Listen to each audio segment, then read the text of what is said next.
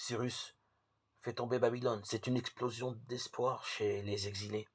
Le temps de l'exil à Babylone est l'occasion d'approfondir, de compléter tous les écrits précédemment mentionnés, surtout les livres historiques, Josué, Juge, Samuel, Roi, et les prophètes Isaïe, Michée, Nahum, Sophonie, Jérémie, Habakkuk. À cela s'ajoutent des psaumes,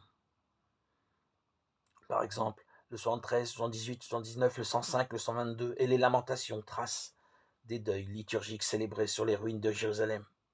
Ces livres montrent le peuple de Dieu s'efforçant de comprendre que ce qui arrive n'est pas une cassure dans son histoire, mais une épreuve pour envisager un nouvel avenir en continuité avec ce qui précède, en même temps qu'en progrès pour éviter les erreurs du passé. Bref, un temps où on découvre mieux ce qu'est la sainteté de Dieu, sa grandeur, et comment devenir saint à son tour en témoignant de lui. Tel est l'essentiel du livre d'Ézéchiel, rédigé à cette époque et tout tourné vers une résurrection d'Israël au terme de son exil.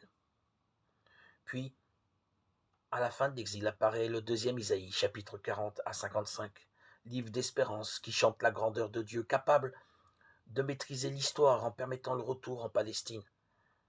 Ses pensées ne sont pas nos pensées, et tous doivent le reconnaître comme Dieu, unique, capable d'une tendresse plus grande que celle d'une mère.